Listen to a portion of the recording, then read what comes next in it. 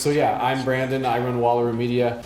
So we do marketing for companies of all sizes. So like small companies, funded startups, large enterprises like Disney, Hilton Hotels, their clients, lawyers, dentists, and everything in between. We've worked with authors before as well. So everything that I'll be telling you today is, I tried to go a little more actionable with the tips that I'll be providing you. So hopefully that helps. I also actually teach at BYU. I teach a class about social media, but I don't use microphones, so I get kind of nervous in this setting. Okay, so first thing about marketing, this is pretty basic, but you want to know who you're targeting. So is your book geared towards young adults, towards millennials, Gen X, whatever? You need to figure out what is the demographic of the people that are going to buy your books. And once you know what that is, and what I mean by demographic is age range, gender, income levels, all that kind of stuff. So once you know what that is, then you need to figure out where do they spend their time. Do they spend their time on Facebook, on Twitter, on Amazon, on Instagram, certain blogs, forums, etc. All that kind of stuff. Once you know what their demographic is, you should be able to get an idea, even just through Googling, on where those types of people spend their time. You might already know some of that because you might be the perfect demographic of who you're writing for. If you feel like you're having trouble figuring out the demographic of your book or who you want to target, then you can always reach out to me. My contact information will be at the end. I'm very accessible for any and all questions, so just keep that in mind. And then you have to think about what are their interests. And there are some really interesting ways that you could find out what people's interests are or how they might overlap with other things, and I'll show you that sort of with Facebook if I can get this thing to work. So first thing though is SEO. Who's familiar with search engine optimization? Raise your hand. Okay, so SEO, it changes a lot. So Facebook has their own algorithm. Facebook newsfeed has their algorithm. That changes like 5 to 8 times a year. So Google's algorithm changes like 2 to 4 times a day. They'll do updates that often. So even though I've been doing SEO and social media stuff since like 2008, I still spend 2 to 3 hours every day studying to keep up with all the stuff that Google's doing and Facebook and all this other stuff. So Google is a very interesting beast. You would never want to build a business on Google. You want to build a brand. You want to build a personal brand. So I guess just keep that in mind is what I'm saying. But if you want to get an idea, if you don't know that much about SEO and want to get sort of an entry-level thing, that URL right there, and I can put this deck online or something, or I don't know, I can make it available if you need it. But anyway, that URL, it's a good beginner's guide. That's from Moz. Moz is sort of an industry leader in SEO. They also have an intermediate guide and an advanced guide. And if you already feel that you're pretty advanced and you want to learn more stuff, I have a Google Doc that I just keep for myself, an Excel sheet that has almost 7,000 bookmarks. So I can give you those if you think you're ready for those. There's a lot of information on there. So for an author though, you need to have a website or a blog, whatever you want to call it, but you need to have a website. I would recommend, for ease of use, WordPress or Squarespace, with definitely an emphasis on WordPress. I wouldn't do anything, if it were me, I wouldn't do anything not on WordPress, unless you're like a pure e-commerce company, then I would consider Shopify. Other than that, only WordPress. So if you don't have a site and you're thinking of doing one, then do one on WordPress. Hosting, so you can get a domain and hosting like through GoDaddy. So if you do GoDaddy, so here's a little life hack if you haven't heard of this. So Honey is a Chrome extension if you use Chrome browser. They might have other ones too. I don't know. But it's pretty cool. Okay, so Honey, this is a tangent. Honey is something where, sorry, not used to microphones, where if you are on a page where you're going to buy something, then you just press the little Honey icon that's going to be in your browser, and then it'll basically comb the internet for coupons. And whatever it finds, it'll apply to your order. Okay, that's what Honey does. So if you go to GoDaddy and you get a domain and hosting and then use Honey, you can usually get like a domain and hosting for a year for like, oh man, it's like $12 or something for the whole year, the domain and the hosting. So Honey's pretty good. So do that, get it on WordPress. WordPress has lots of free themes and templates that you can use. It's pretty user-friendly on the back end, and it's generally the best for SEO. So that's step one. Step two is read that. If you are already past that, email me, I'll give you more stuff. Step three, don't worry about like all the technical stuff about SEO right now. That's not really necessary. What you should focus on is putting out consistent quality content all the time on your site. So if you're, does someone want to say what their book is that they are trying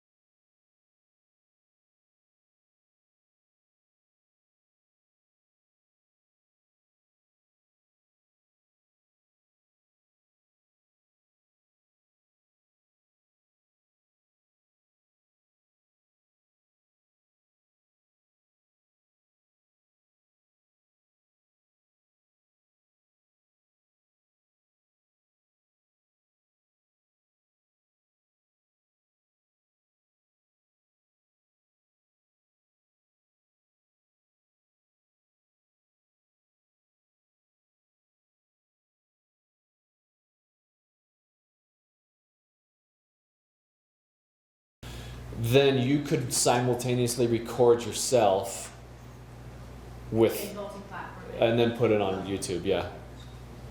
Yeah, which would be good, so you don't have to do it twice. Okay, a lot of people,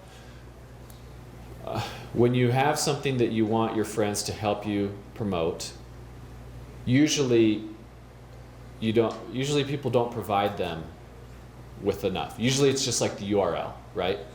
You say, hey, here's the URL for my site for my book, or here's the link to my book, or whatever.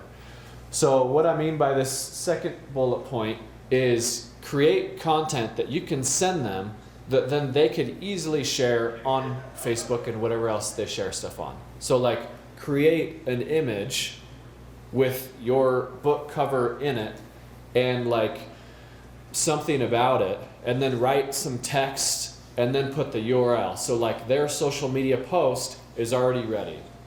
And then you can ask them and you say, hey, you know, do a private message and say, hey, here's the book I wrote.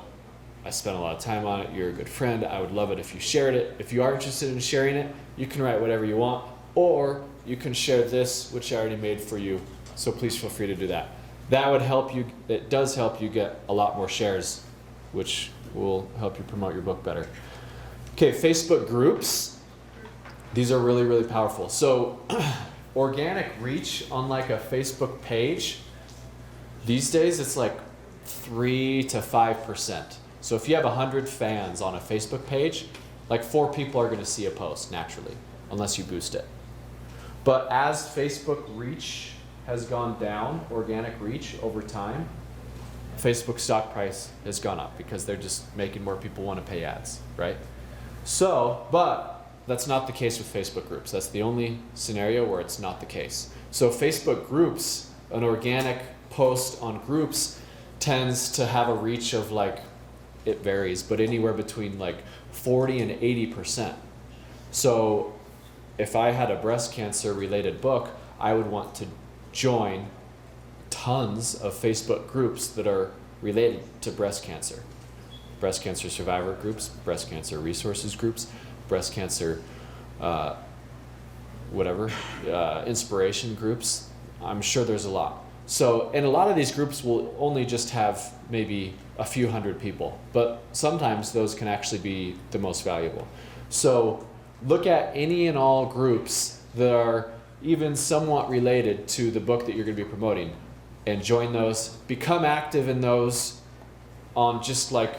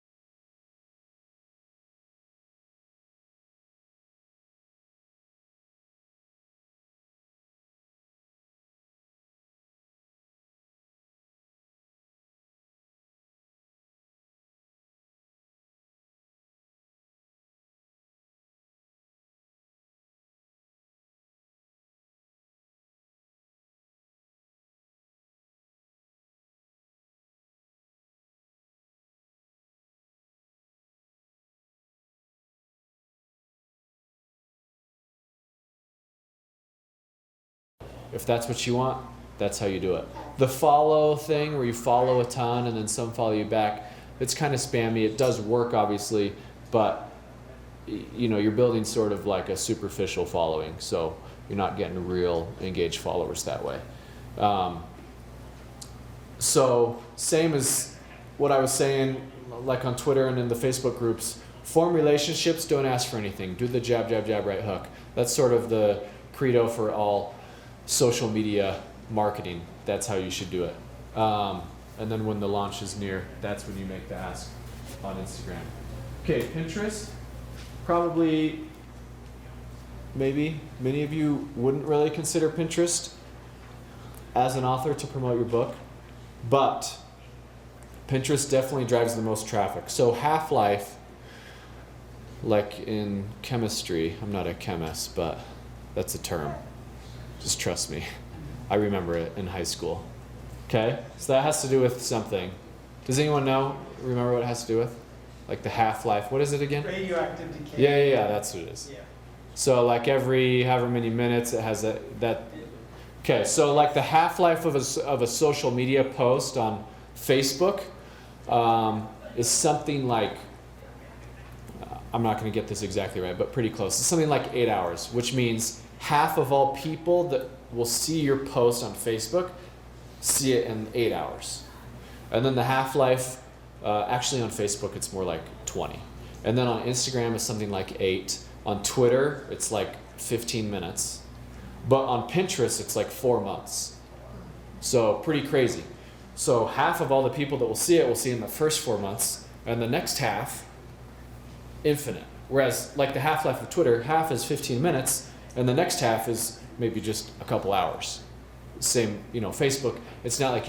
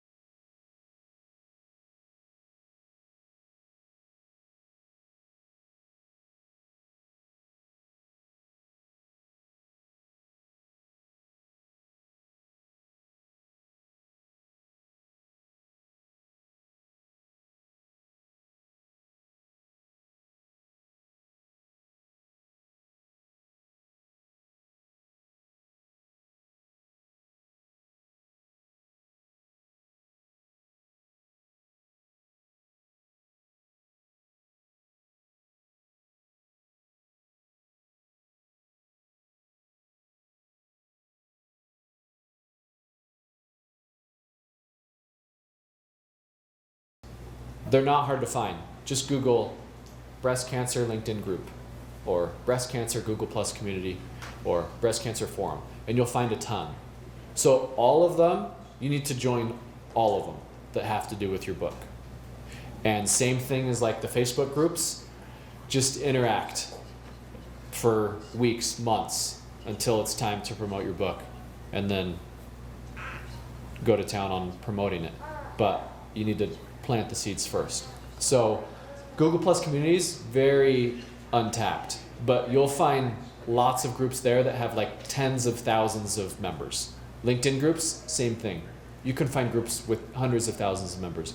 Forums, that's more old school. That's internet like 1997 to 05 or something. They're kind of dead, but they're not really dead. There's the people who are in forums are there because they love to chat and they love to talk about what they love. That's like where the most diehard followers of whatever their topic is, that's where they spend their time, is on forums. So those are the kind of people that you want to talk to. So I would highly recommend joining them as well. So write that down for sure. LinkedIn groups, Google Plus communities, and forums. And with people who do stuff on social media, it's always a question of like, how do you stand out? How do you make your content engaging? You don't just want to share text with links and stuff. So here are just 2 tools. So that last tool, Email Hunter, that's a tool for finding emails. It's a really good free tool. If you want to find emails for someone like from a site, but it's not there, that tool will help you find the email of who to talk to. So Quizzer.com, they're actually a Utah company. That's a free tool that helps you create fun, engaging quizzes. It's easy to use. It's easy to set up, like uploading pictures to the quiz and choosing all the questions and the answers and stuff.